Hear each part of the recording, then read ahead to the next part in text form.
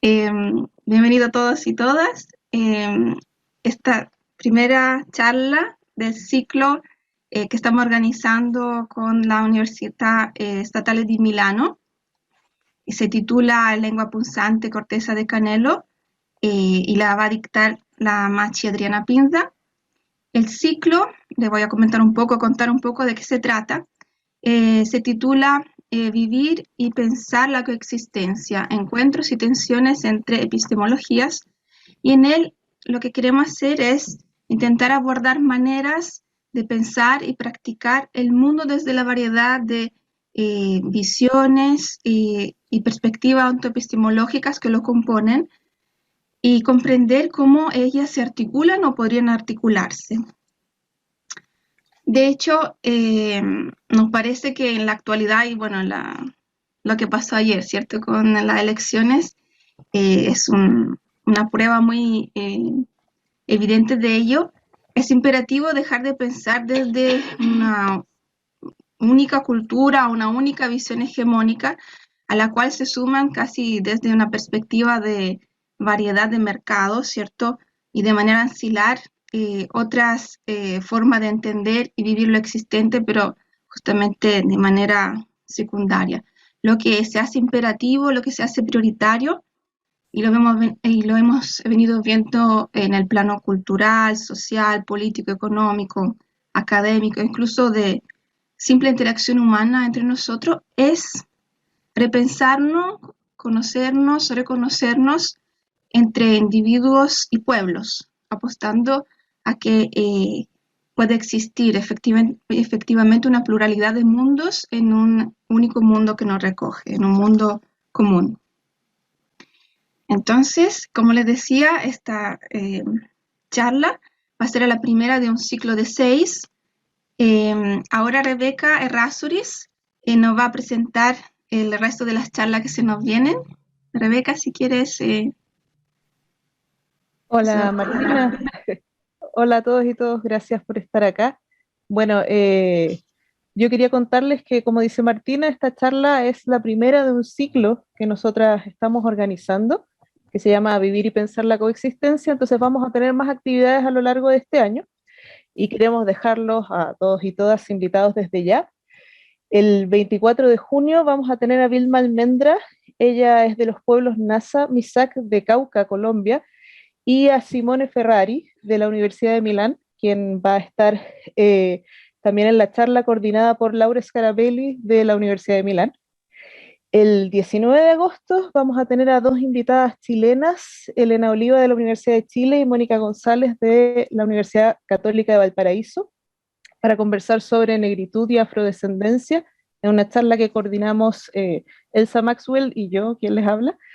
Y el 21 de octubre tendremos a Aura Cumes, Maya Cachiquel de Guatemala, en una charla coordinada por María José Barros. Y también tenemos planificada, todavía no está del todo definida, más actividades para noviembre y diciembre. En concreto, en noviembre vamos a tener una conversación coordinada por Emilia Perazzi de la Universidad de Milán sobre feminismos Abya. Así que los dejamos a todos y todas invitados para esas actividades también.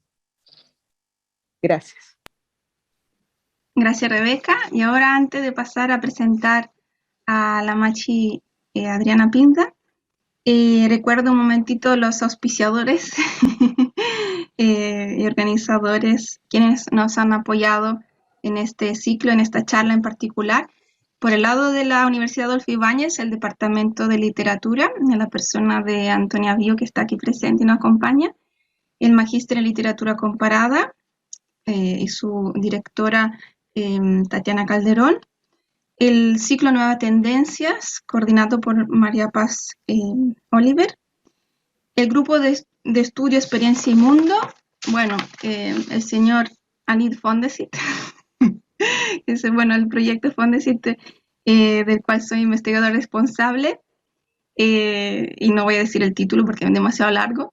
Y del lado de la Universidad de Milán, el Dipartimento di Lingua e Letterature Straniere e la Cátedra di Letteratura Hispanoamericana. Y también, bueno, decir que esta charla es la actividad final del curso de teorías de la literatura, perspectivas contemporáneas, titulado Sentir, pensar y mover el lugar, articulaciones entre lugares, sujetos, culturas, que justamente se está terminando de dictar con esta charla y agradezco mucho la presencia de todos sus estudiantes por su entusiasmo, su entrega, su dedicación. Eh, Así que un aplauso a ellos. Y ahora, bueno, eh, paso a presentar a la mien machi Adriana Pinza. Ella es una poeta e intelectual huilliche y es machi de la comunidad calfuyanca de Riñinahue. Es magíster en literatura hispanoamericana contemporánea y doctora en ciencias humanas por la Universidad Austral de Chile, donde ha trabajado como docente. Ha publicado 2 libros de poemas, que aquí le paso a hacer ver. Uy, de 2005, y Pariasugun, 2014, con un dibujo de su hija y también una introducción de su otra hija. Y bueno, poemas en antología de poesía como Calfu Mapu, Hilando en la Memoria y 20 poetas mapuche contemporáneos. Su poesía ha sido galardonada con premios literarios, como el primer lugar en el concurso de poesía en lenguas nativas edición 1988, así como varias becas, como la beca para escritores del Consejo Nacional del Libro y la Lectura. Aparece como una de las mujeres mapuche antologizadas en el libro Somonewen, coordinado por Elisa García en 2017, con el texto autobiográfico titulado La pluma del picaflor de agua. Y bueno, eh, tengo 2 líneas que escribí para introducir a la poeta y su poesía. La poesía de Adriana Pinda tiene una fuerza extraordinaria, porque en ella se puede apreciar el palpitar del impulso poderoso de comunicar desde una identidad champurria, que la historia ha puesto en guerra contra sí misma, pero que ella ha sabido transformar en fecundidad y sanación para sí, su familia y su comunidad. Este comunicar se produce también en un idioma y una lengua fracturados y ultrajados. En uno de sus versos, la poeta se expresa en estos términos acerca de ello. Cito: beso de lengua, hendida, enjuto escupo atravesado en el aire torcido. Y también comunica a través del canto, del uy, ¿cierto? De que el aliento y el sollo de la machi. Y también eso se percibe en su poesía escrita y también cuando ella lee sus poemas. En la escritura de Adriana Pinda encontramos la energía arrolladora de las visiones de una machi, el orgullo de la genealogía femenina, la sensualidad del cuerpo consciente de sus fuerzas y sus cicatrices, la denuncia de los atropellos y las matanzas contra el pueblo mapuche, junto con la enumeración constante de las personas que contra todo ello se alzaron, el dolor por el que no puede ser reparado y el diálogo complejo y fascinante entre palabra visión mapuche por un lado y palabra visión winca por el otro. Así que eso, la mena Adriana es por estas tensiones que usted logra expresar de esta manera tan hermosa y dramática en su escritura, que estamos eh, muy felices, muy agradecidos de tenerla acá en esta primera charla del ciclo. Y entonces le cedo la palabra para que nos cuente eh, de qué se trata esta charla, ¿cierto? Titulada Lengua punzantes, corteza de canelo. Muchas gracias. Gracias, Martina. Bueno, les digo Mari a todas, a todes, a todos. Estaba pensando que siempre recuperando el derecho a saludar en nuestra lengua, nos preguntamos quiénes pudieran respondernos en esa misma lengua. Les quiero contar que escribí esta charla, generalmente converso, no escribo nunca las charlas, pero por alguna razón me nació escribir una carta y voy a comenzar leyendo esta carta, que es mi charla, que es mi conversación con ustedes. Por supuesto, se ondulan por ahí algunos versos, algunos cantos, quizás, no sé, veremos qué sucede. Así que quiero pedirles que escuchen, ¿cierto? Esta carta con todo su cuerpo, su espíritu. con todo su ser más o menos escindido, dependiendo de la cultura y la creencia, ¿cierto?, desde la cual habitamos estos mundos. Así que aquí va mi charla. Martina, muy agradecida también de la invitación. Quizás si me hubiera invitado otra persona no hubiera estado, ¿cierto?, en esta universidad. Pero como me invitó usted, aquí estoy. Gracias. Carta urgente y tardía a todas mis lenguas. A modo de charla, para comenzar. Tómame ahora que aún es temprano, mi lengua extasiada. Tómame ahora que el trigal alumbra la sombra del beso. Tómame ahora que el sol no ha marcado el derrotero efímero de mi sangre inflamada. Tómame lengua que canillo apremia, alargar hasta el alba su engañosa inocencia. Lenguas punzantes, corteza de canelo, me dijo esta corteza de árbol canelo ardiente y picoso, sahumereándome, exhortándome a que me vea a mí misma, y cuando veo desde lejos o desde cerca, no me veo sola. Entonces aparecen allí mis abuelas negadas, sus lenguas se retuercen amoratadas, pinchadas, agujereadas, en el escozor maldito de lo irrepetible. La lengua punzante, siendo expulsada a varillazo e improperio, a fuerza del desprecio, el desprecio entrando en los órganos, el desprecio entrando en la bilis, el desprecio encarnándose en la boca torcida, en esa mueca veleidosa y lapidaria, en la mirada del patrón que te viola, que te asfixia, que te toma porque eres la cosa, la india, el desperdicio, lo que existe para goce y usufructo del Señor. Porque, ¿qué es el desprecio aposentado en una, sino la profunda añoranza de ser otra? Sino el entierro de una piel con los ojos cosidos, sin llanca para el viaje. ¿Qué es el desprecio sino la garganta abierta para nido de los buitres colgando de los árboles? Las plantas de los pies arrancadas en lo profundo de la vergüenza, en los intersticios de la memoria. ¿Qué lenguas me habitan? ¿Qué lenguas habito? ¿Qué lenguas habitamos nosotras? Mi abuela Felipa Buenuleo, que arribó a Purranquil por los años de la guerra-muerte, no la última tristemente, me habla en Chesungún. Este canto punzante, enredoso, en las algas pegajoso, en los coyofe y onduleante, en la chumpal de la casa del abuelito en Pucatrihue. Ese Chesungún que me habita manco, mudo, mutilado, pero no sordo, porque aún escucha mi cuerpo las olas de Huentellao.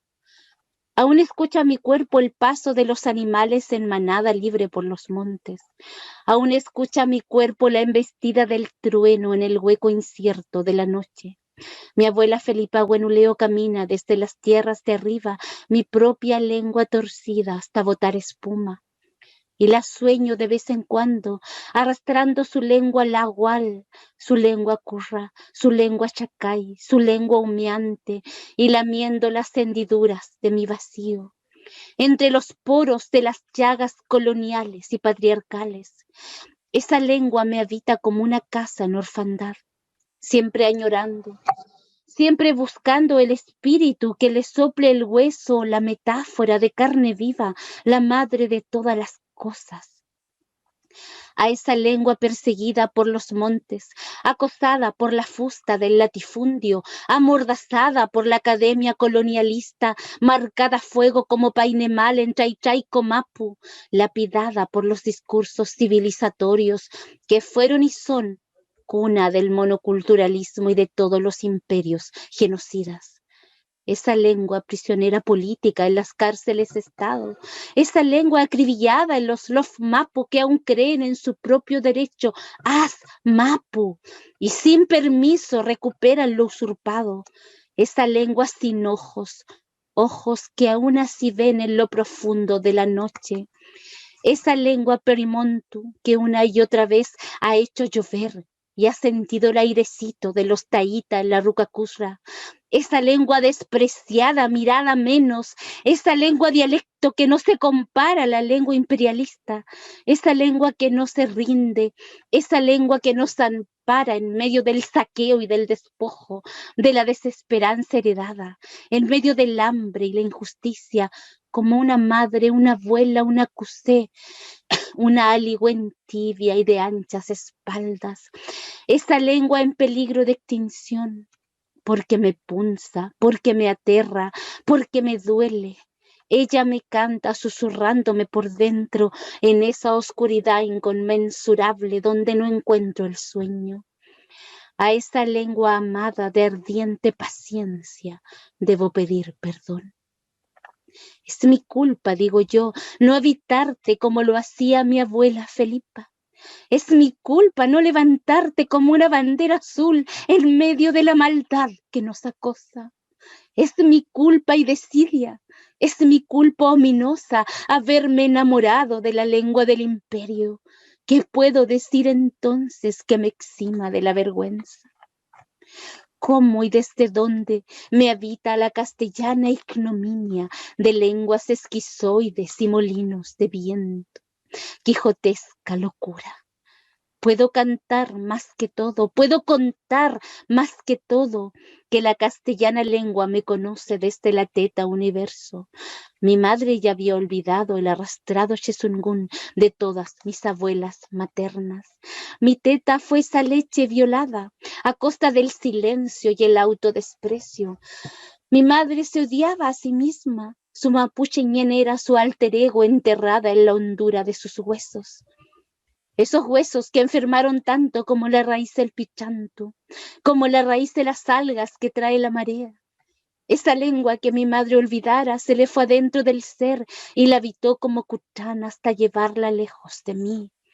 Porque el olvido enferma, el olvido asesina, el olvido se encarna y habla y gime y grita desde las células, exigiendo memoria, exigiendo restitución, reciprocidad, exigiendo monñén.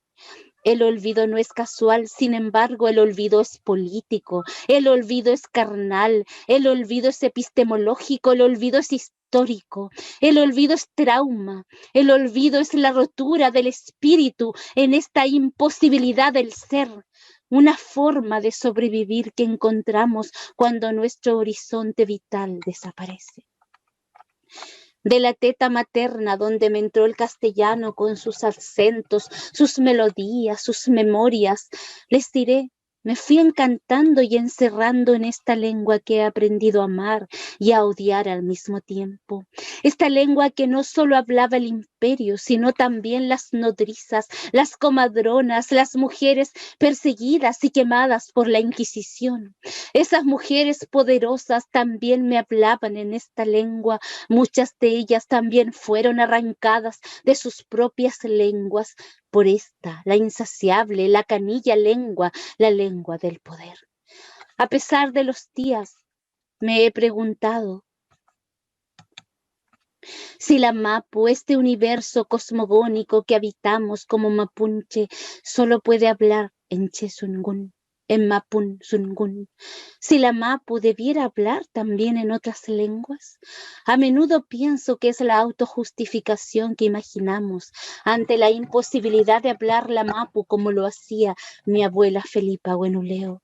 Pero hay días en que siento las letras, los sonidos del castellano como si fueran vivos también. Recuerdo allí que todas las lenguas alguna vez se pensaron a sí mismas como lenguas de poder, como lenguas de espíritu, que todas las lenguas cantaron la vida antaño y la hicieron vibrar, que todas las lenguas fueron las raíces del universo moviéndose y abriéndose entre los seres que les habitan, que todas las lenguas alguna vez fueron como la lengua de mi chuchuyón Felipa, la lengua monte, la lengua río, la lengua menoco, la lengua alerce, la lengua taíta huenteyao. Entonces me digo, ¿no es la lengua la perversa? ¿No es la lengua la imperialista? ¿No es la lengua genocida? ¿No es la lengua la culpable? ¿No es la lengua la que decidió la destrucción de nuestros mundos y pueblos, sino lo humano?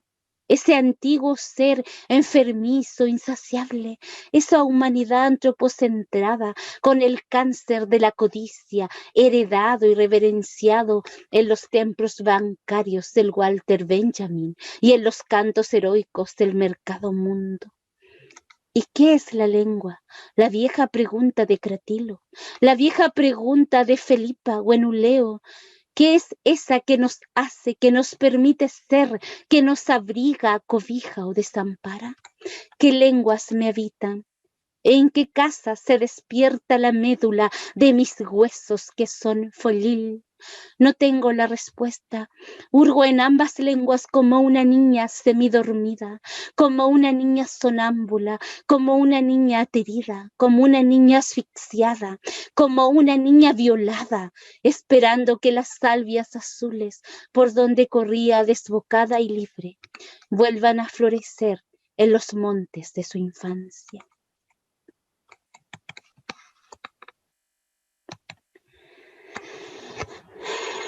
Voy a tomar agüita.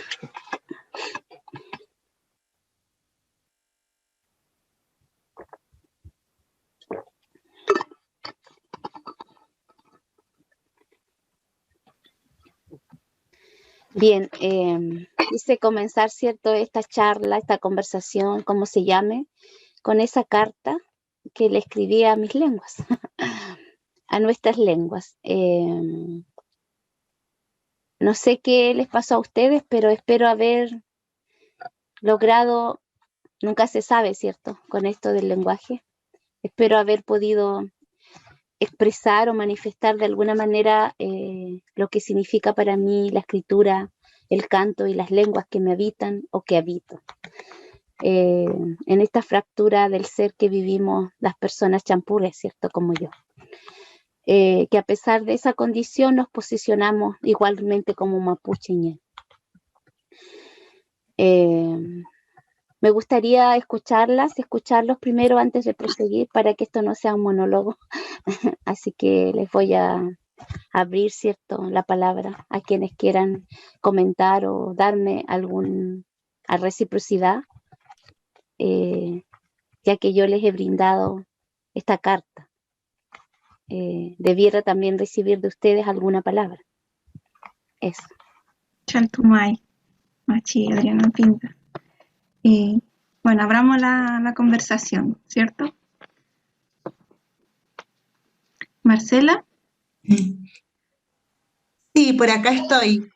Un gusto saludar a los compañeros, compañeras, a todas, a la Machi, Pinda, y de verdad decirle que primero es la emoción al escucharla como dentro de toda posición poética y más que posición, el hablar de la forma de vida y de lo ancestral y el reconocimiento.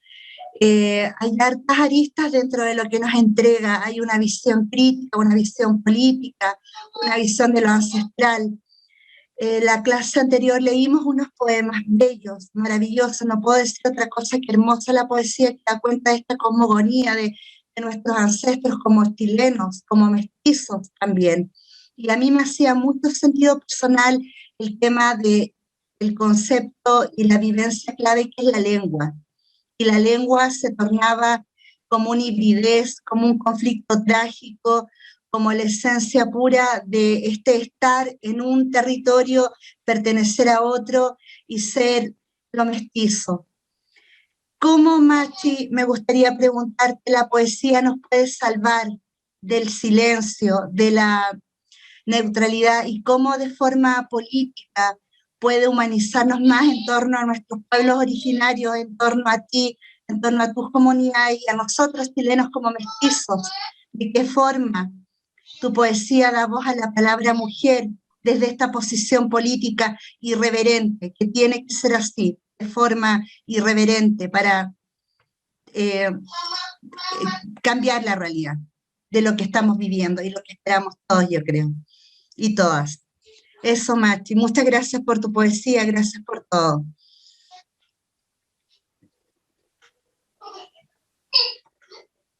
Está silenciada, parece. Sí, está silenciada, está muteada, tiene que Ya. sacar el... Ya, gracias Marcela. No sé si esperan que les responda a mi parecer ahora o esperamos más preguntas o comentarios. No, sí, yo creo que se puede contestar a la pregunta directamente, después pasamos a la siguiente. La verdad es que no tengo respuesta a la pregunta, pero quiero decir, Marcela, que no creo que la poesía pueda salvarnos. Pero sí la poesía a mí me ha permitido, creo yo, sobrevivir a mí, a mi propio debate interior, a mi propia fractura ontológica y epistemológica, lo que significa ser champurria, de madre mapuche, padre huinca, y además haber nacido con el llamado a cumplir un rol en mi espacio tradicional, en mi nación mapuche, en esta condición champurria.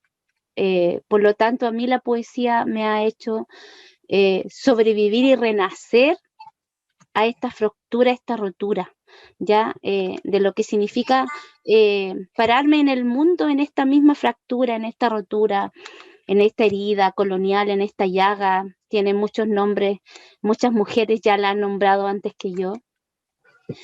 En esta imposibilidad del ser, cierto, que de la cual ya nos habló Fanon hace tantos años y que finalmente se vuelve a repetir en cada una de nosotras. Por lo tanto, si bien no creo que haya una receta mesiánica o una poesía mesiánica, sí creo que la poesía nos puede permitir cierto renacimiento y obviamente eso a partir de la propia sobrevivencia a esta muerte también. Y un poco para expresar también esta respuesta que le doy, quiero leer algo acá que se me ha ocurrido a raíz de la pregunta de Marcela.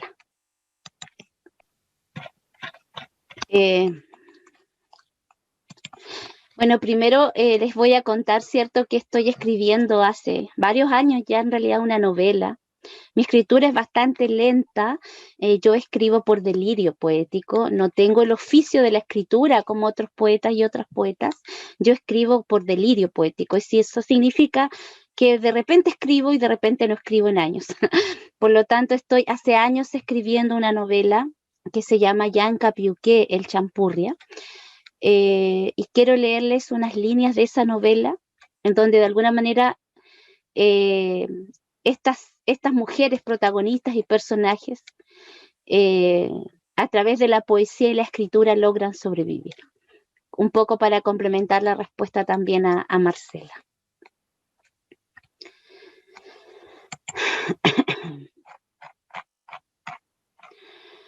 Yanka Piuqué, el Champurria. Rosa paine kurtañigui. Lafken ma putuguninche. Rayen pungefui niño que yem.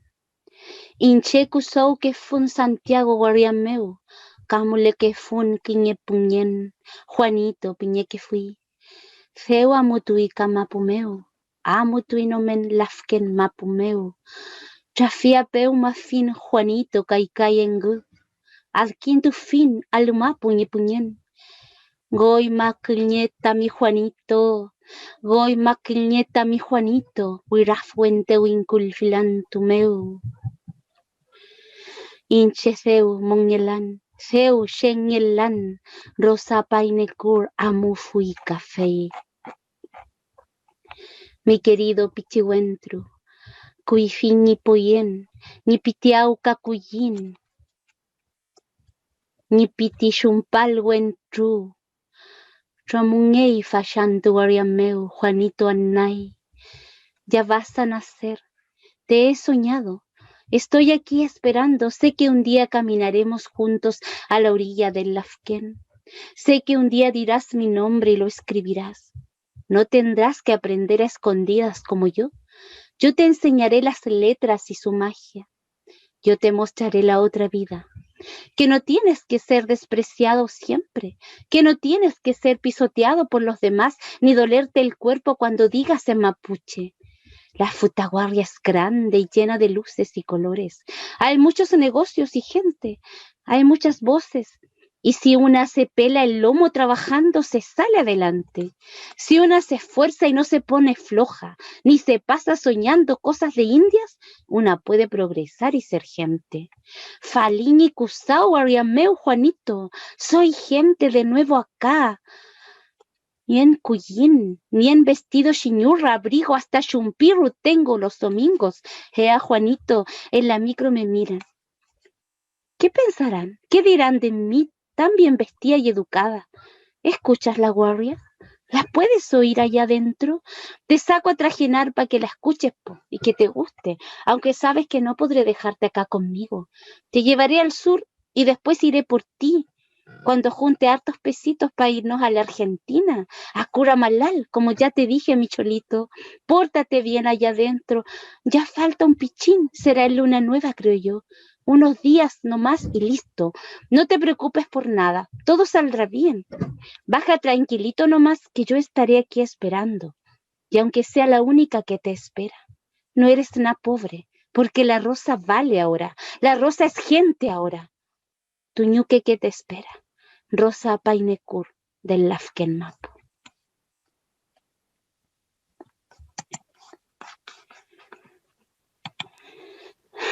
Bueno, esta es como le dicen a los adelantos de la serie, no sé cómo es que se le llama, spoiler. Este es el spoiler de mi novela. Llankapiuké es la historia de muchas mujeres que giran en torno a un suceso trágico, terrible, que solo se puede comprender en el contexto de una cultura, ¿cierto? Que es la entrega del niño sacrificado en el lago Budi para el maremoto del 60. Rosa Painekur es el personaje que encarna a la madre de Juanito, que es el niño sacrificado. Y Llankapiuké es el relato del viaje de Rosa Painekur como madre, arrancada de su hijo, pero también es el relato de Juanito, entregado a Ñen Ko, a Ñen Lafken, a Kaikai Filú, y también es el relato de la machi que lo entrega, y de todas las machis que están ahí habitando con ella, y es el relato de quien escribe y de quien cuenta, y de muchas otras mujeres que, bueno, van a tener que leer la novela algún día cuando salga al mundo, que no sé cuándo será eso. Yo le digo a mis hijas que si ya no estoy en esta dimensión, tendrán, igual que los hijos, ¿cierto?, de Tolkien, ellas liberar mi novela que va a estar por ahí escondida, esperando el brote. Así con Llankapiuké, bueno, evidentemente Llankapiuké se basa en hechos históricos, pero también es ficción, y también es magia y sueños y fracturas, ¿cierto? Rosa Painekur escribe cartas a Juanito toda la novela y se salva. Ella se salva a sí misma de la fractura que significa salir, estoy hablando de la novela, salir desde el lago Budi a los 15 años a trabajar, ¿cierto?, a Santiago Aria de empleada doméstica, como lo hicieron muchas de las ñañas que formaron vida allá y de las cuales, ¿cierto?, nietas y nietos ahora viven en Santiago y sueñan volver a la Huillimapu. Rosa Painekur escribe cartas y en esas cartas ella sobrevive a esta muerte y se vuelve a ser. Y bueno, evidentemente Rosa encarna, ¿cierto?, todo el colonialismo encarnado en la psique y en el cuerpo del que nos habla Fanon tan terrible y bellamente. Porque, como dice mi hija Guillén, no pueden haber palabras para embellecer el sufrimiento. Y bueno, eso puedo responderle, Marcela. No sé si hay más comentarios. Tengo más versos para ustedes también. Muchas gracias, Machi Adriana, muchas gracias. Gracias por el sentimiento, por la expresión, por todo. Gracias. Muchas gracias también, Chaltumay. Nos dejó muy emocionada este adelanto de la novela. Voy a darle la palabra a Maya. Bueno, Mari, Machi, agradecida por la oportunidad. Me llegó tu escrito, tu primera carta de manera intensa, y rescato de ahí cosas que tenemos en común. como mujeres y como humanas, digamos. Y ahí me suena el contacto con tus abuelas, tu evocación a las abuelas y cómo nos marca esa historia, de una manera o de otra. Y las paradojas en las que caemos, que también las comparto contigo, porque tú te describes, tú dices, soy una champurria, no conocía la palabra. Y nosotros no tenemos, nosotros los, entre comillas, Winca, no tenemos una palabra que nos defina así, como mestizo, aunque tengamos la intuición de que lo somos, ¿sí? Porque sabemos que en nuestros genes están nuestros ancestros. Y no tenemos una definición para eso y sin embargo vivimos con esa contradicción, con esa pregunta. Pero a veces sentimos la fuerza de nuestros ancestros. No sé exactamente de qué etnia, pero es una mezcla. Somos mestizos, españoles e indígenas y tenemos esa fuerza y la sentimos así. Y a veces como que la búsqueda de lo ancestral viene así muy, muy fuerte. Pero a veces nos pasa al revés que a ti. Tú fuiste parte de tu historia es parte de las víctimas y otros hemos sido parte de los victimarios. Y tenemos que vivir con eso. Y cuando hablas de la niña perseguida, de la niña violada, de la chica que fue utilizada, otros conocemos la historia desde el otro lado, considerándola igualmente horrible. Como dices tú, sin palabras. Pero me resulta tan importante poder como expresarte que esa contradicción también la llevamos desde el otro lado y que tus palabras reflejan de algún modo mi sentir y lo comparto contigo. Muchas gracias.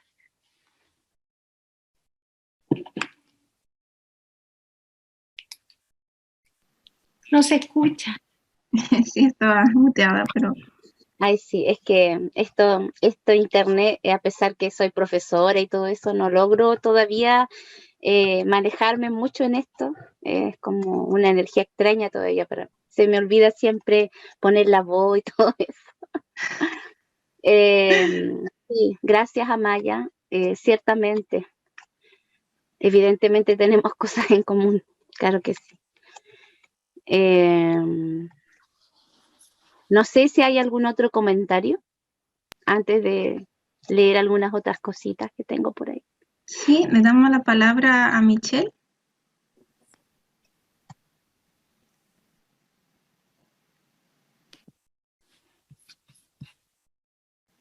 Michelle, ¿me escuchaste? Ya. Sí, gracias Martina. Mari, Macha Adriana, un gusto un gusto maravilloso poder escuchar tu lectura, tu canto, tu carta. Hubo un verso que me llamó mucho la atención al principio. Tú hablaste del olvido, el olvido enferma, dijiste, sí, en tu verso, exigiendo memoria, algo así seguía, ¿verdad? Entonces, preguntarte un poco por el papel que tiene la memoria en tu poesía y esta como responsabilidad de memoria a través, en el fondo, de tu canto, de esta expresión tuya. ¿Cómo lo sientes tú? De hecho, creo que sí, es una responsabilidad. Es una responsabilidad asumir el rol de escritora, de poeta, de cantora, de habladora, de contadora. Es una responsabilidad histórica, política, poética, de existencia. Y lo es porque finalmente la memoria habita todas las cosas, todo lo que está vivo.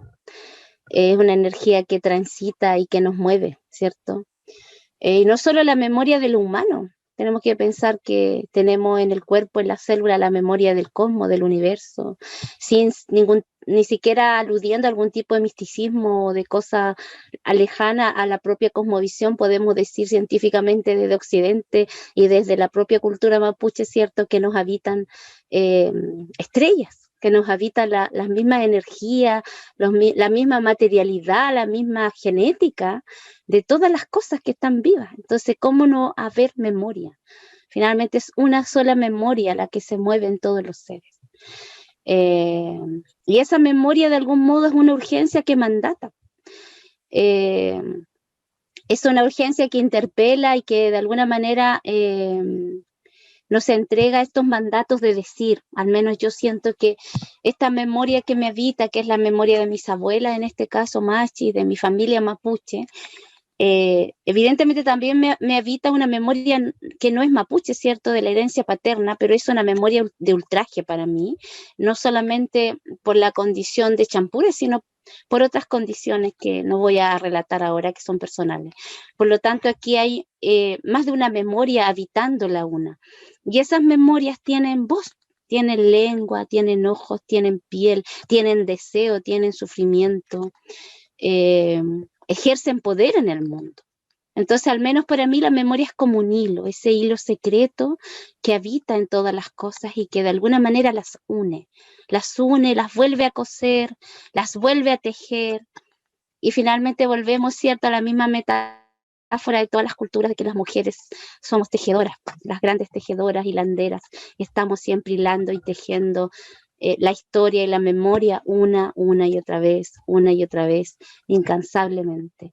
En mi caso lo hago a través de mi rol, cierto, de machi, pero también lo hago a través de mi rol de escritora, de poeta y de cantora mapuche, porque para mí la palabra es memoria, la palabra es remedio, es lahuén, es posibilidad de volver a vivir, es posibilidad de sobrevivir al genocidio y de volver a levantarse el amor y poder decir ese testimonio que de alguna manera no se puede olvidar, o sea, no está permitido el olvido, no podemos olvidar.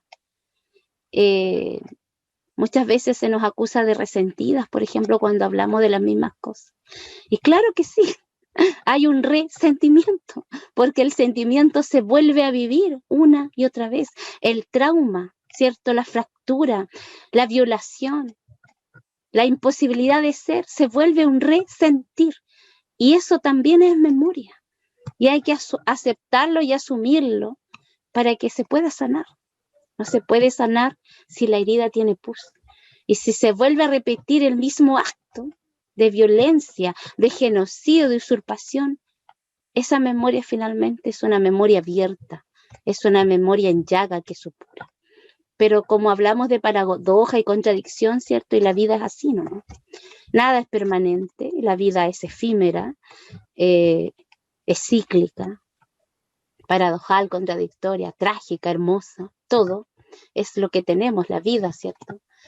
Esta memoria que supura también florece, esa llaga florece también, y se canta y se narra a sí misma. Entonces no se puede separar la memoria de la palabra, de la poesía, de la resistencia, de cualquier tipo de resistencia, porque no hay solo una, hay muchas formas, ¿cierto? Eso. Voy a leer otra cosita mientras tanto. Me vine muy jovencita a la guardia, pero nunca me he convertido en una guarriache. Soy la misma que salió en tren desde Puerto Saavedra y se llevó los ojos de su padre, llenos de pavor y soledad, pegados para siempre en el alma. Yo tenía 16 años y solía tener machi peuma, visión de machi.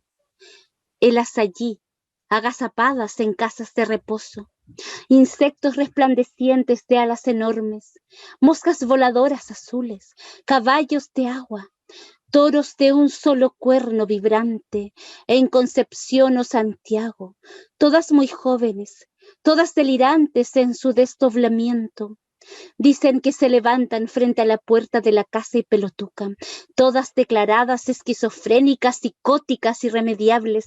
Dicen que saben de remedios perdidos, todas perdidas ellas de su cupán. Dicen que hablan en lenguas extrañas, extraviadas de algún sueño persistente. Suelen decir en entrañables murmullos, todas ellas caminantes de la noche interminable y del prodigio y del castigo. Dicen que cuando me fui a la guardia estaba en mi año machi, mi tiempo de levantarme, pero nadie quiso y yo tampoco. No quise vivir mandatada por un ñen.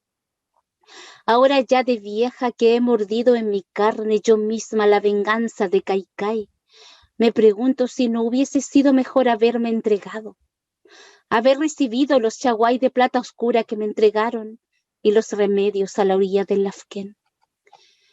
Recuerdo como si aún lo estuviera entregando, mi hijo colgando de mis pechos como un racimo desgajado, los brazos de mi padre, la retorcida mueca de mi abuela, mi niño, mi pichiche, también que cuidaba las ovejas que dicen y nadie lo defendió.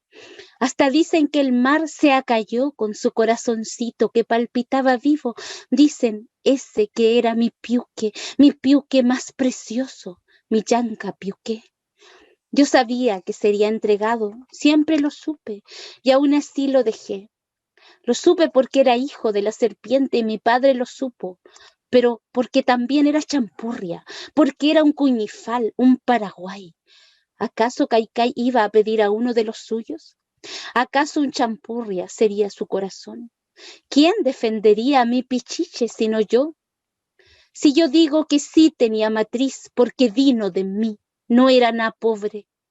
El bramido de Kaikai era ensordecedor, insaciable. Sabíamos que estaba hambrienta, que no pararía hasta tener lo que bien le correspondía. Todos la habíamos visto venir en sueños montada en un caballo de plata con lanza en alto. Era ella, la serpiente del agua, la dueña del mundo. Lo sabíamos y no hicimos nada. ¿Es que nada se podía hacer? ¿Qué dijeron? Manquián avisó también. No he vuelto a ver a mi padre. Me quedé muda desde entonces. Mi ser se salió de mi carne. Solo resuello para castigarme. La venganza es la única razón que me mantiene viva. Si a este cuerpo sin aliento se le puede llamar vida, este cuerpo que nunca lo quise, menos ahora que lo voy a querer, porque la palabra que ellos esperan, esa prohibida palabra jamás la diré. La Antonia Yaima lo sabe. Ella es la única que sabe. A veces soy la ballena cálida Trempulcalhue, voy y le canto al pichiché. Él me mira a los ojos, de lejos. Sé que siente, pero no recuerda. La Kaikai se le adueñó a mi hijo, le robó el alma, yo solo tengo mi canto para que él me crea. ¿Mi pichichi será acaso un jinete de ballenas? ¿Será un caballo marino? ¿El cuerno por donde brota el canto de las olas? ¿Será mi pichiche un lame, un popito? ¿Volveremos a encontrarnos acaso, digo yo? ¿Cómo se junta el mar con la piedra y resuella entonces Manquián? ¿O me quedaré vacía en esta soledad sin nombre, sin olor, sin visión, sin piel, sin lenguaje, infinitamente sola, descarnada de mí, sin posibilidad de retornar a mí misma? ¿Y si el auquinco jamás regresa a cantar dentro de mí? Por eso te escribo, mi Juan. Tengo tanto que decirte, mi popito. ¿Estarás en el lomo de la serpiente como su cona más querido? ¿O ya no escucha la puifilca soplando en la pampa? ¿Recibe usted las semillas, el muchay, el caco? Me pregunto si allá donde estás te acuerdas de nosotras. Si perdonó usted a mi Shao, a los demás. O también el odio lo come vivo como a mí. Sueño que odia, mi pichiche. No sé qué más sentir. Desde que se lo llevaron a la culebra esa, yo ya no soy gente. No sé qué hacer. Cómo seguir caminando por el monte. No sé ser yo ya. Que no me importaba que se salvara el mundo si me lo quitaban a usted. Por eso le digo, cupape, cupape, ñipoyen, cupape, cupape, ñipoyen. vuelva mi pichiche, vuelva a mirarme mi pichiche, salve a su ñuque con su amor.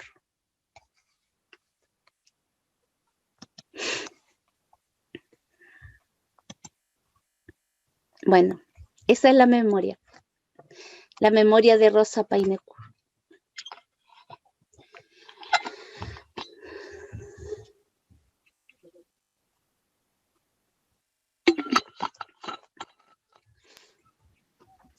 Muchas gracias. Vamos con Natalie. Mari Machi Pinda. Mari. Bueno, primero muchas gracias por lo que nos has compartido. Cuando en principio dijiste que nos leerías tu charla, me esperé como algo más informativo, como que nos ibas a leer algún dato, alguna información. Qué Pero aburrido, cuando ¿no? sí, cuando nos leíste como con ese texto poético y con tanta intensidad, porque tenía como mucha emoción, como se entrelazaban muchos sentimientos en él. Me pareció súper interesante, muchas gracias.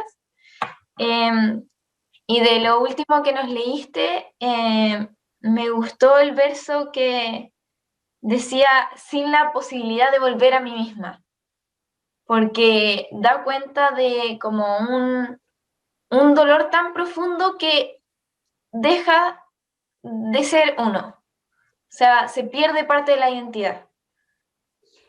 Eso. Gracias, Natalie.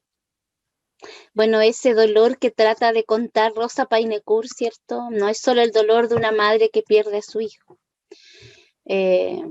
Dolor que no me puedo imaginar porque tengo a los míos conmigo. No puedo, es inimaginable para alguien que no los haya perdido. Pero yo creo que ese no es el único dolor inimaginable. Debe ser el más terrible quizá para una madre. Pero hay otros dolores que también son inimaginables. Perder un mundo, perder una lengua.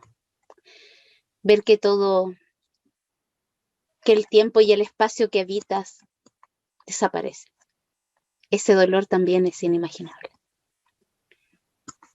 Y creo que de alguna manera la pulsión poética de muchas mujeres mapuches que escribimos y hacemos poesía desde la vida, ¿cierto? Intentamos quizá de alguna manera, no podemos transformar ese dolor inimaginable, pero podemos narrarlo, ¿cierto? Y a través de esa palabra quizá ese dolor encuentre algún remedio. La buena esperanza quizá. No sé si alguien más quiere comentarme algo más, o preguntarme, o simplemente conversarme. Está Miriam. Gracias, Martina, por organizar esta charla. Mari, yo vengo de México y yo quería hacerle una pregunta porque he aprendido mucho hoy, porque yo estoy estudiando las injusticias que se padecen cuando nos faltan las palabras para poder expresar la experiencia. Y lo que me interesa es de qué manera expresar esas palabras es una manera de hacer resistencia y de hacer resistencia ante mundos que hacen a ciertas voces ininteligibles. Y entonces me interesa mucho cómo para usted poner palabras es también una manera de hacer resistencia frente a una injusticia de pueblos que no han sido escuchados. Hay una cantante guatemalteca que le gusta mucho a mi hija Quillén y que ella me ha mostrado, y yo también me he enamorado de esta cantante, Rebecca Laine se llama, y ella tiene un verso para su pregunta, y ella dice: cada una de mis letras es una falla en el sistema. Considero extraordinario ese verso de Rebecca Laine, me interpreta mucho también. No creo que basten las palabras, por supuesto. No se puede resistir solo en palabras, hay que vivir, hay que hacer actos reales. Y ahí está la eterna discusión, ¿cierto? Histórica discusión, ética también entre lo que hacemos y decimos y la coherencia que hay entre ambas cosas.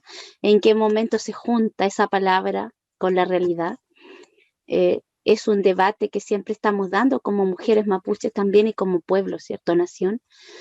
Y es un debate que genera angustia también. Cuando no todas las mujeres mapuches estamos en los mismos frentes, por decirlo así. En este momento, mientras yo estoy con ustedes, ¿cierto?, hablando de poesía, hay muchas mujeres que están siendo seguramente perseguidas en sus territorios, en resistencia, especialmente en este tiempo donde se han levantado muchas recuperaciones territoriales bajo el derecho consuetudinario, ¿cierto?, mapuche, las mapu. Muchas ñañas que son perseguidas, sus hijos, sus hijas, y ellas están ahí, pues en esa resistencia dura, carnal, frontal, real, que no permite ninguna negociación, digamos. Es un camino sumamente duro y muy respetado por todas nosotras también, porque implica coraje, sacrificio y una entrega que quizá no todas podamos o estemos dispuestas a dar en el mismo momento. También estamos las otras mujeres que también quizá vivimos en un Los Mapus. Yo particularmente vivo también en Riñinao, acá en la cordillera, en Lago Ranco. Pero vivimos otros procesos porque los territorios nuestros están en procesos distintos. La gente, las ñañas y las comunidades que están en los territorios más al norte están en procesos distintos a los que estamos acá en el sur. Entonces no se pueden comparar, digamos, los procesos de cada territorio. Y acá las resistencias son distintas. No tienen la dureza que tienen allá porque las condiciones no están dadas, porque son otros contextos. Entonces no se puede comparar. Sin embargo, creo que, y ahí está esa discusión ética y esa interpelación también que siempre se hace al mundo intelectual, académico o poético y de artistas en general, que tiene que ver con cuál es de alguna manera nuestro compromiso, ¿cierto? Ante ese mundo que cantamos, ese mundo que nutre nuestro arte, nuestra poesía, nuestra literatura, ¿cierto? Nuestra, digamos, columna vertebral como artistas, nace del mundo mapuche. Y esta discusión, ustedes sabrán, ¿cierto?, que le han dado ya múltiples escritores, el mismo Antonio Cornejo Polar, ¿cierto?, ya lo dijo en Perú hace muchos años, cómo podemos cantar, seguir cantando, mientras el mundo vive miserias horribles y no podemos nosotros comprometernos con la defensa de la justicia, por ejemplo, o de aquello que creemos correcto. Entonces es un debate sumamente antiguo de que nace el mundo, yo creo se da, de que el arte se manifiesta, el lenguaje, nos estamos preguntando éticamente y políticamente, ¿cierto? Desde dónde cantamos, desde dónde hablamos, desde dónde situamos, desde dónde expresamos estas resistencias múltiples. Muchas veces a mí, como artista, como poeta, como escritora, me parece muy banal lo que hago.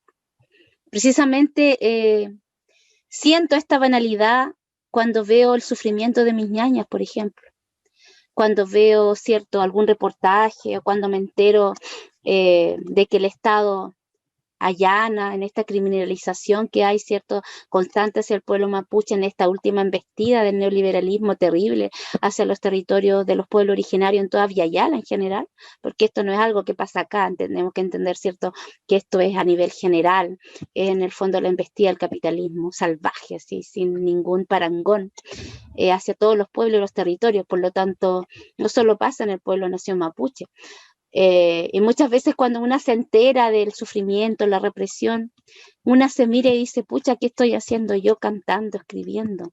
Y genera, ¿cierto?, este dolor, esta frustración y esta impotencia, esta imposibilidad. Y son debates, pero luego, ¿cierto?, volvemos a escribir, volvemos a cantar, volvemos a decir, volvemos a enseñar. Yo soy docente 20 años, no en la Universidad Austral, ahí estoy solamente 7 años, pero sí he sido profesora en liceos, escuelas, en fin, por 20 años ya de mi vida. Y Y en realidad yo me debato, si usted me pregunta cómo me posiciono respecto a la palabra en resistencia, yo creo que igual me debato en paradoja y contradicción, porque hay días en que siento que sí, efectivamente la palabra es poder en el mundo y mueve mundo, y hay otros días que siento que simplemente no tiene ningún sentido. Y ahí está, pues, los debates de mi ser, digamos. Pero los debates no se resuelven finalmente intelectualmente. La vida uno la vive, ¿no? Y día a día no se resuelve, se vive en esta tensión, se vive en esta tensión. Y siempre hay poetas, escritoras que una puede recordar, caminar y acompañarse para sobrevivir a esta tensión, que a veces también es muy, muy impotente y frustrante. Las mismas mujeres protagonistas de mi novela me han ido enseñando también, y me han ido sanando, y me han ido diciendo, y me han ido ayudando y aconsejando a cómo caminar esta palabra en resistencia. A veces siento vergüenza de estar cantando y no luchando, pero luego viene Rosa Painecuro, viene María Chipía o la Chilpila, me dicen, no, también estás luchando. Y así me debato, así es mi vida. Gracias. Le damos la palabra a Paola Miranda, querida colega de la Católica. Hola, muy breve, que es medio tarde ya, pero muchas gracias, querida y recordada Machi Adriana y poeta Adriana, Mari. Solamente preguntarle, porque han sido dichas tantas cosas y está su charla, su poesía, su canto, su novela, que ojalá termine muy pronto porque queremos escucharla, queremos leerla, reconocernos también en esa historia de mujeres con hijos que mueren, ¿no? Mistral, con hijos con Violeta, con hijos que mueren. Son historias duras, son parte de la historia de las mujeres. Y la charla es impresionante porque esa lengua despreciada, mutilada, y usted frente a eso pide perdón por usar esa otra lengua, que es la del poder. Y eso está tan fuerte en Pare Sugún, pero también en todas sus reflexiones de estos años que nos han enriquecido, que ese delirio suyo de su poesía a mí me fascina porque es una mezcla entre un delirio de Raúl Zurita, pero el delirio de una machi real. Entonces, eso impacta muchísimo y eso aprendemos mucho. Sus dos corazones, también nosotros tenemos dos corazones ahí, repartidos, tensionados, complicados. Fuimos enajenados de tantas cosas, ¿no?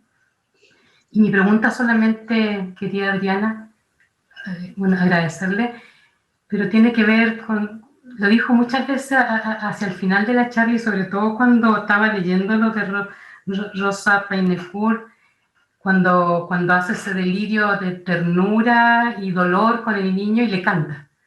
Y usted cantó. Entonces solamente mi pregunta tiene que ver con si es más poderoso el canto. Estoy pensando en el canto sanador de la Machi.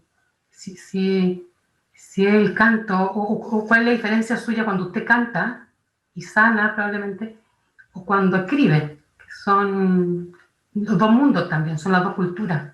El canto obviamente mucho más ligado a lo tradicional y la escritura de esta lengua es una escritura entregada por la lengua del poder también, aunque el mapuzungún hoy día se escriba, pero son orales fundamentalmente las culturas tradicionales. Entonces el canto, si lo siente distinto, si le sirve para otras cosas, versus una escritura más de la novela o del poema.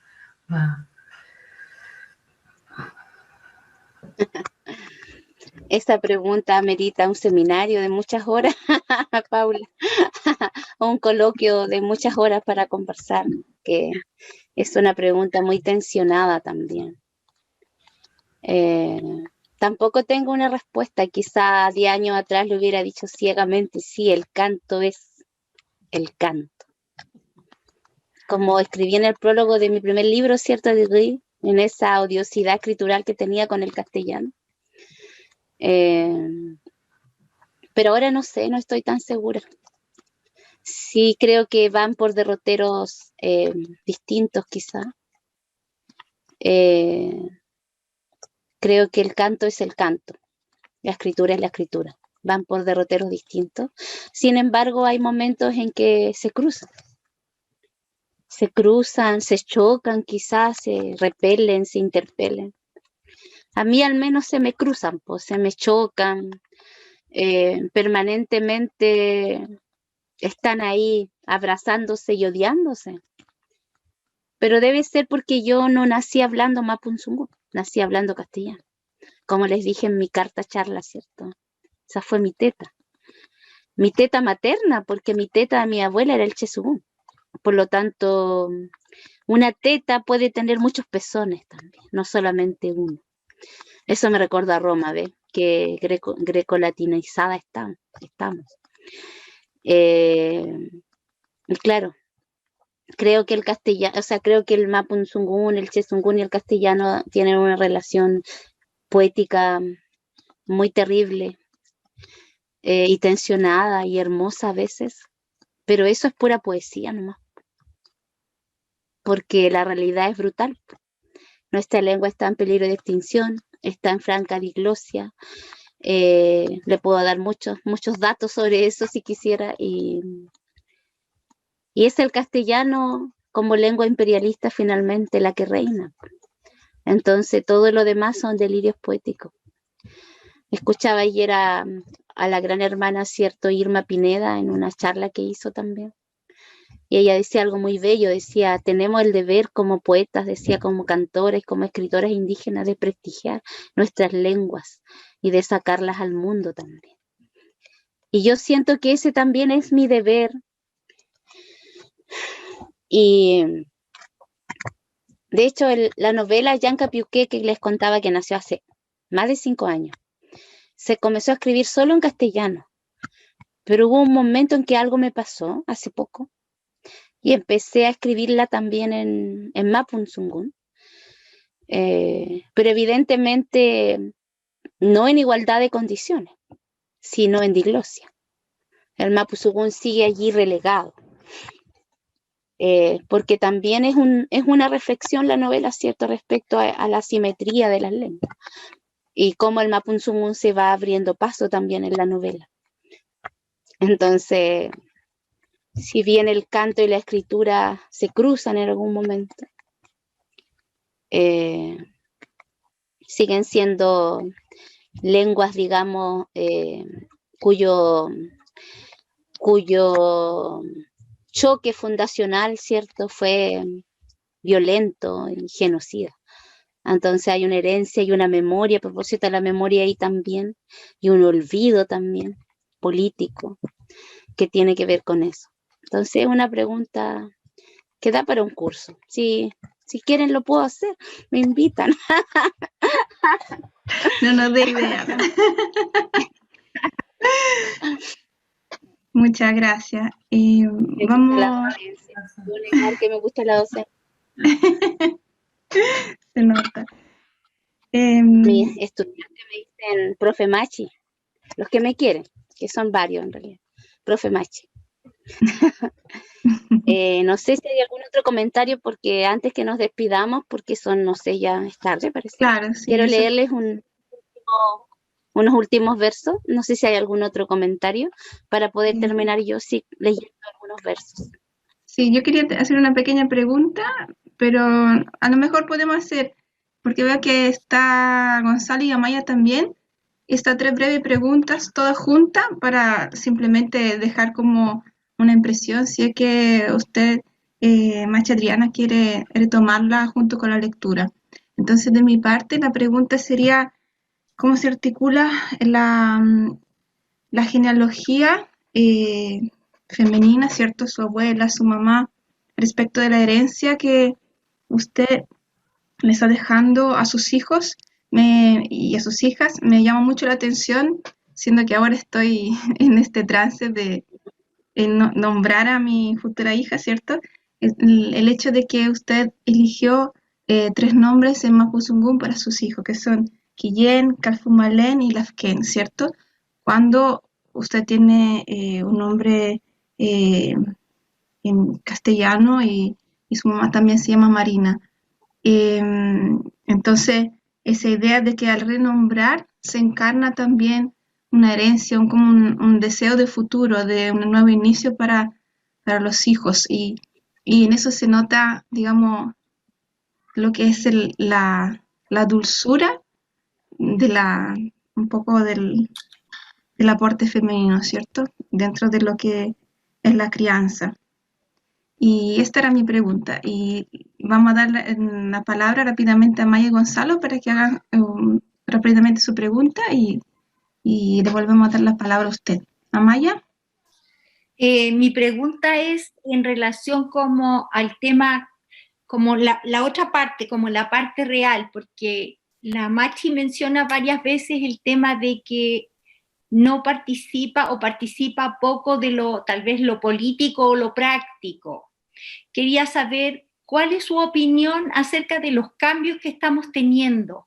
Si ella tiene esperanza en que, por ejemplo, el tema político esté dando mayor inclusión, por lo menos en el tema de la construcción de la nueva Constitución.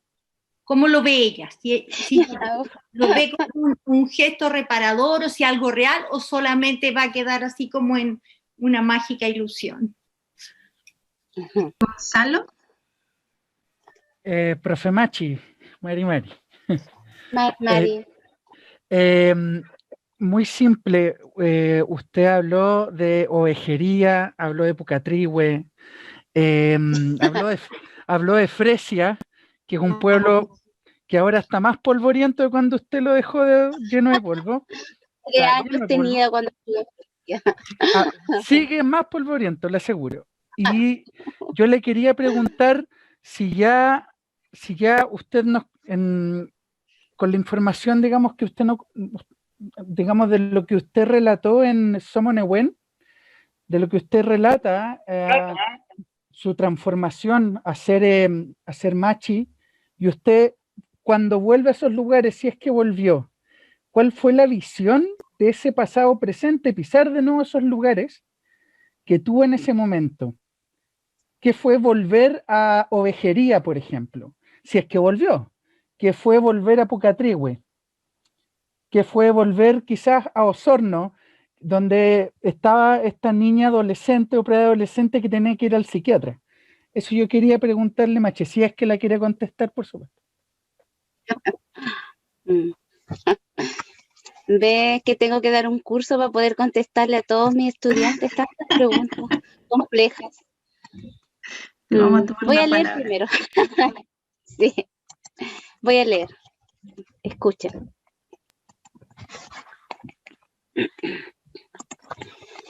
Bien, bueno, les voy a contar que además estoy escribiendo otro libro de poemas que se llama Cantos de la Tierra Baldía.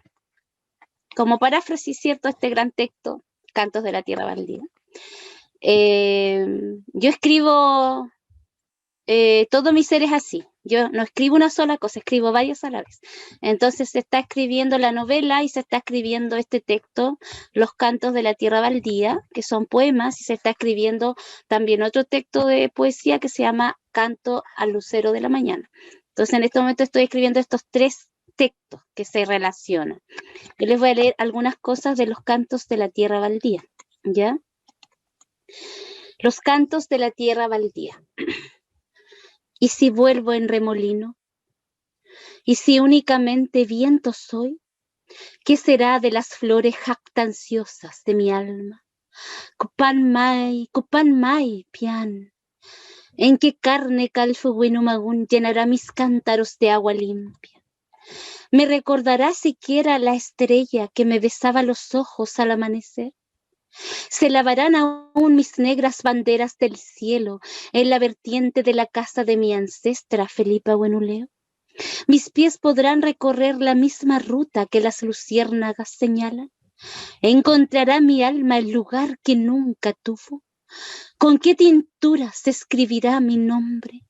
Nombre gastado por la calumnia, nombre roído por los pájaros de carroña, nombre catapultado por el martillo de las brujas. A la hechicera no la dejarás que viva.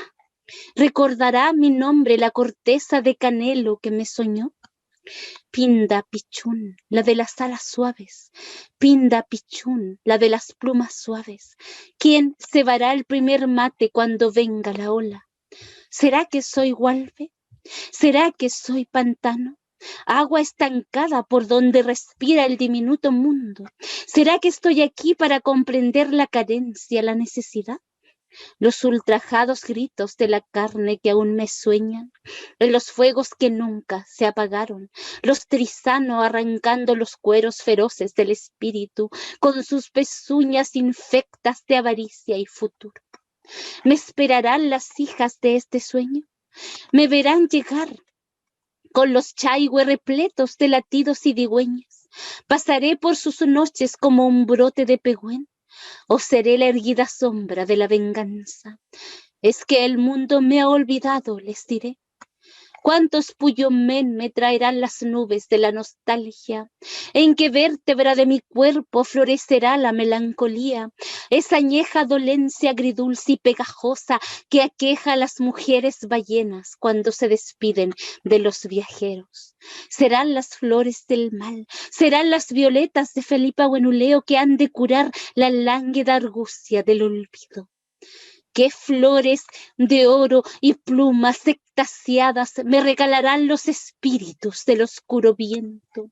¿Serán ellas capaces de brotarse en mi clavícula para volver a plantarme en el espacio y tocar tan solo una vez los secretos negados de la Vía Láctea?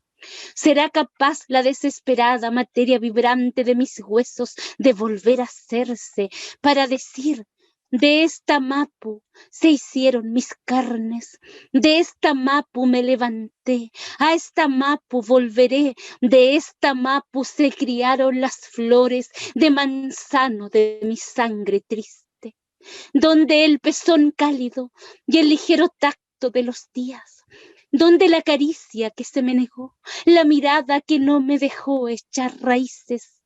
¿Quiénes son ellas que caminan a la muerte, desnudas como peces brillantes bajo el destello moribundo de la luna?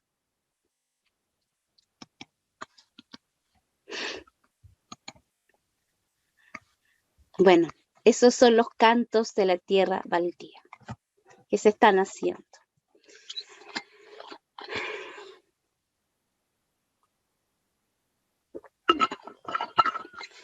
En realidad no creo que pueda responder todas sus preguntas, pero no tengo esperanza, lo siento. Pero la vida nos sorprende a veces. Eso significa que quizá esté equivocada. Eso. Lo segundo, los nombres de mis hijos fueron soñados, ni siquiera los elegí. Creo que la genealogía es una fuerza, ¿cierto? La autopoiesis quizá, a propósito de que se fue, ¿cierto? El viejito Maturana, que nadie leía, pero que todos hablan de él ahora. La autopoiesis. La vida, ¿cierto? Se construye, se reconstruye a sí misma, y creo que también la genealogía tiene que ver con eso. Es la necesidad y la carencia también. Y bueno, respecto a las preguntas de Gonzalo, siempre vuelvo a Osorno, Chauracahuín, porque ahí está mi familia materna, gran parte de ella. Ovejería es mi barrio de crianza, por lo tanto siempre estoy yendo a Ovejería, amo mucho Ovejería. Ahí está la casa de una de mis abuelas, Yolanda Antías Silva, también mapuche champurria, Antías, mapuche, ¿cierto? De Reumén, mi abuela materna, ella me crió en esa casa de Ovejería abajo y siempre vuelvo. Y siempre vuelvo en mis peumas y en realidad. A Fresia nunca más volví desde que tenía 3 años. Para mí Fresia representa el despojo más absoluto y no quiero volver tampoco. Y bueno, por supuesto que siempre vuelvo a Pucatrihue, ahí está mi abuelito Huentellao, ¿cierto? Soy huillicha, así que me debo también al abuelito Huentellao. Y creo que siempre estamos volviendo, pues. Si la vida va y viene, entonces nunca dejamos de volver. Quizá esa niña que corre en un bosque o en un monte desbocado de salvias azules vuelve a Fresia y no lo sabe, no sé. Quizá por ahí andará mi espíritu tratando de sanar los despojos coloniales. Pero bueno, eso por Gonzalo. Siempre estamos yendo y viniendo. Gracias. No sé si hay alguna otra cosa, algo que quieran compartirme.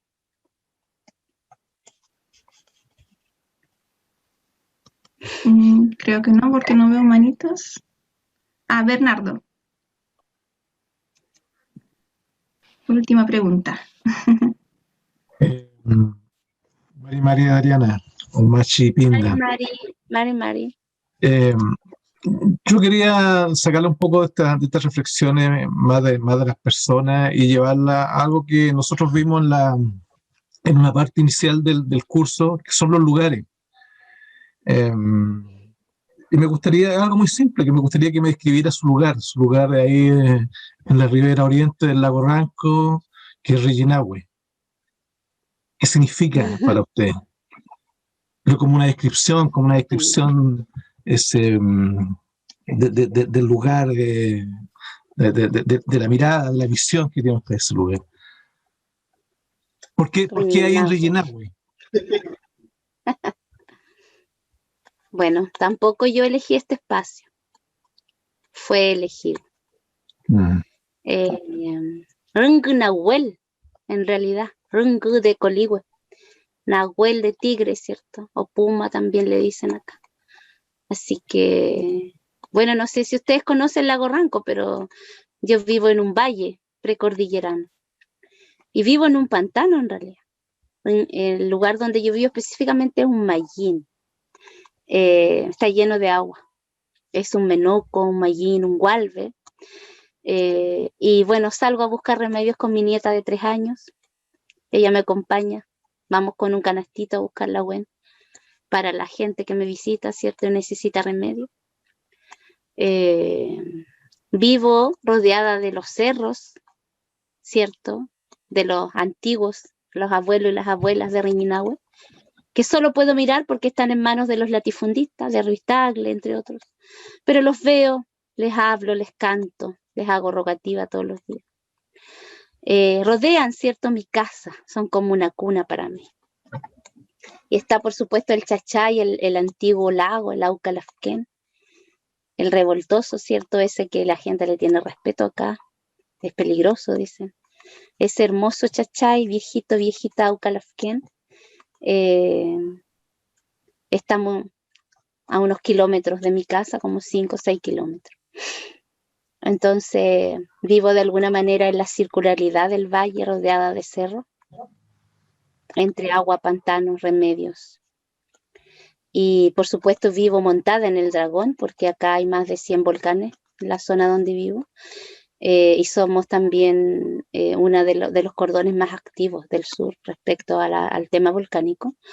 Y donde yo vivo es zona de lar, por aquí ha pasado la lava varias veces. De hecho, me dicen mis ñañas, ¿cómo puedo vivir aquí? ¿Qué pasa si vuelve la lava? Yo le digo, bueno, me avisarán y saldré corriendo, si total, ¿qué más me voy a llevar? Que mi nieta, mi hija, mis hijos. ¿Qué más puedo sacar de acá? Miré nomás, pues, si una no es la dueña, ¿cierto? Así que eso, pues, no sé, pero le voy a contar otra cosa más de Reñinahue, espérese un poquito.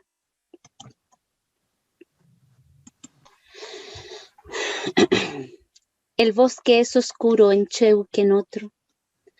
Pasaba el visitante de vez en cuando montando sus espuelas de plata y sus antiguos sueños de amor.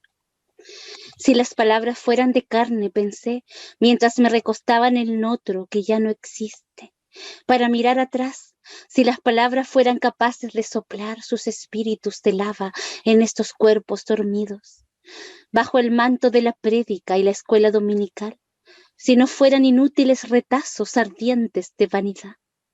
El visitante pasa aún cobrando los besos. Pasa aún el visitante cobrando los besos que le robó la claridad. Ni la iglesia ha podido detener la ruta de su memoria.